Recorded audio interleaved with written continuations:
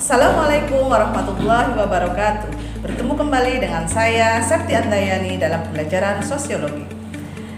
Kali ini kita akan belajar materi tentang perubahan sosial. Ikuti pembelajarannya dengan baik ya, tetap semangat. Hari ini kita akan belajar sosiologi bab pertama, yaitu perubahan sosial dalam masyarakat. Berdasarkan gambar tersebut, menunjukkan bahwa bencana alam dapat dikatakan sebagai salah satu unsur yang dapat menyebabkan adanya perubahan sosial. Dalam mempelajari materi perubahan sosial, harapannya peserta didik mampu mengkaji perubahan sosial dalam masyarakat yang di dalamnya terdapat faktor penyebab, faktor pendorong, faktor penghambat perubahan sosial. Yang kedua, peserta didik mampu mengidentifikasi bentuk-bentuk perubahan sosial dan peserta didik mampu menganalisis dampak perubahan sosial dalam kehidupan masyarakat.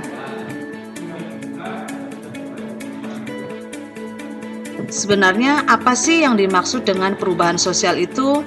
Perubahan sosial merupakan segala perubahan pada lembaga-lembaga kemasyarakatan yang mempengaruhi sistem sosialnya, termasuk nilai-nilai, sikap, dan pola perilaku masyarakat.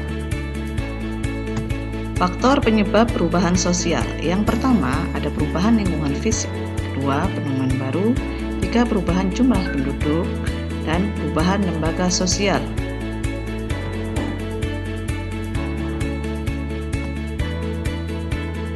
Yang kelima, masuknya kebudayaan dari masyarakat lain. Yang keenam, pemberontakan atau revolusi. Yang ketujuh, ada peperangan. Dan yang terakhir, pertentangan dalam masyarakat.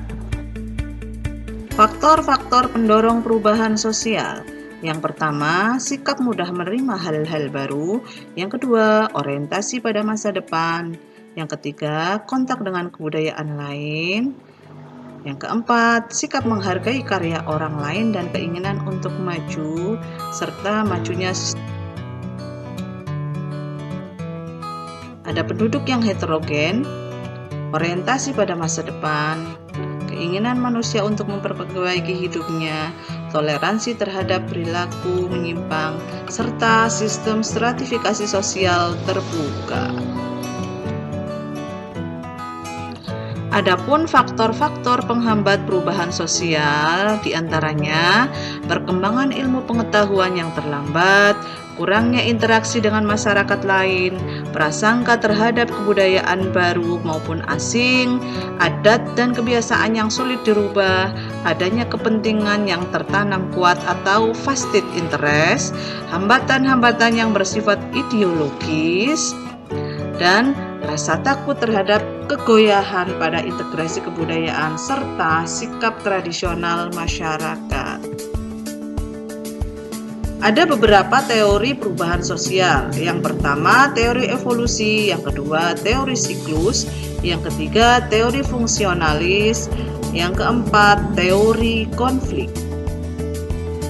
Yang pertama, teori evolusi. Yang menjadi kata kuncinya, masyarakat mengalami perubahan dalam kehidupan secara perlahan-lahan sesuai arah tahapannya, dan masyarakat bergerak dalam satu garis linier menuju satu titik tertentu, dimulai dari tahap primitif, tradisional, sampai modern. Yang kedua, teori siklus. Teori siklus ini merupakan perubahan sosial bagaikan roda yang berputar. Kemajuan dan kemunduran sebuah peradaban merupakan bagian dari sifat alam yang tidak dapat dikendalikan manusia. Intinya, dalam teori siklus itu terjadinya secara berulang-ulang. Yang ketiga, teori fungsionalis. Dalam teori ini mengatakan bahwa atau menekankan tentang perubahan pada fungsi-fungsi lembaga sosial dalam masyarakat, di mana sebuah lembaga sosial tidak akan bertahan kecuali berguna bagi masyarakat, dan perubahan dapat mengacaukan keseimbangan apabila struktur sosial tidak berfungsi memfasilitasi kebutuhan masyarakat. Yang terakhir, teori konflik. Teori konflik di sini itu adalah menurut Karl Marx, di mana ketidakadilan dan ketimpangan sosial menyebabkan terjadinya pertentangan kelas. Pertentangan antar kelas atau konflik sosial mampu mendorong masyarakat melakukan upaya-upaya penyelesaian pertentangan untuk berubah ke arah yang lebih maju. Menurut teori ini, konflik dibutuhkan untuk melakukan perubahan sosial. Bentuk-bentuk perubahan sosial itu ada beberapa. Yang pertama berdasarkan prosesnya, yang kedua berdasarkan ukuran perubahannya, yang ketiga berdasarkan sifat perubahannya, yang keempat berdasarkan sifat kemajuan dan kemunduran arahnya, dan yang kelima berdasarkan kecepatan berlangsungnya. Berdasarkan prosesnya, ada perubahan yang direncanakan dan perubahan yang tidak direncanakan. Yang menjadi kata kuncinya, kalau perubahan direncanakan, itu pasti direncanakan, dikehendaki, dan merupakan agent of change. Sedangkan perubahan yang tidak direncanakan, itu kata kuncinya, itu pasti tidak direncanakan, tidak dikehendaki, tidak dapat diprediksi, dan datangnya itu berupa secara tiba-tiba. Coba berdasarkan gambar yang sudah ada disajikan, termasuk dalam perubahan apa berdasarkan prosesnya? Jawabannya adalah termasuk perubahan yang direncanakan, karena ini sudah direncanakan sebelumnya. Berdasarkan ukuran perubahannya, itu ada perubahan kecil dan ada perubahan besar. Perubahan kecil itu adalah perubahan yang tidak membawa pengaruh yang besar, karena hanya terjadi pada sebagian orang saja. Sedangkan perubahan besar itu adalah perubahan yang mempengaruhi masyarakat secara luas dan mempengaruhi sistem sosial masyarakat.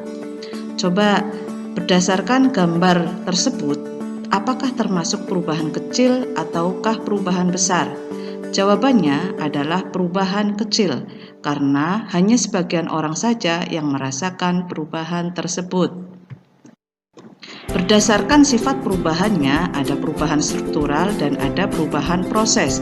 Perubahan struktural itu adalah perubahan yang mengubah struktur sosial dan menyebabkan perubahan dalam lembaga sosial kemasyarakatan.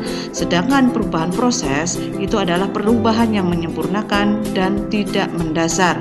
Perhatikan gambar tersebut. Apakah termasuk perubahan struktural ataukah perubahan proses? Jawabannya adalah perubahan proses, karena menyempurnakan dari kurikulum 2006 menjadi kurikulum 2013.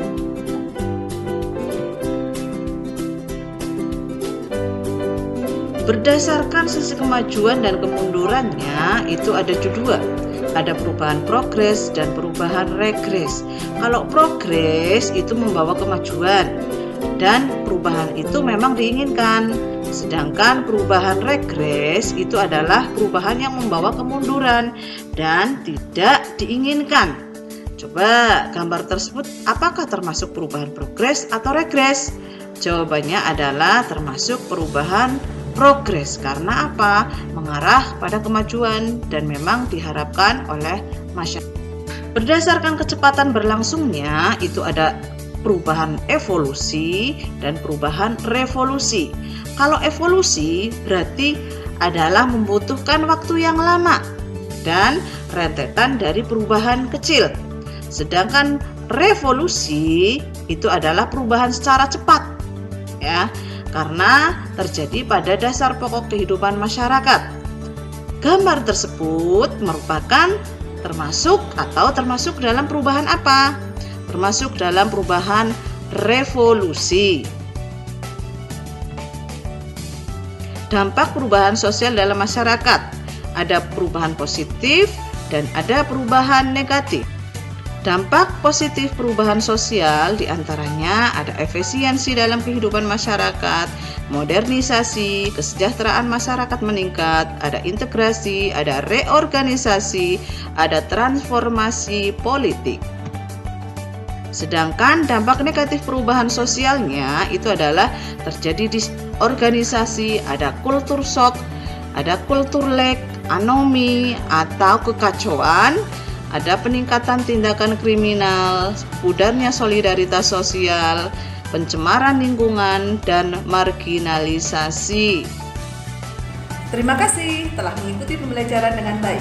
Sosiologi pasti bisa.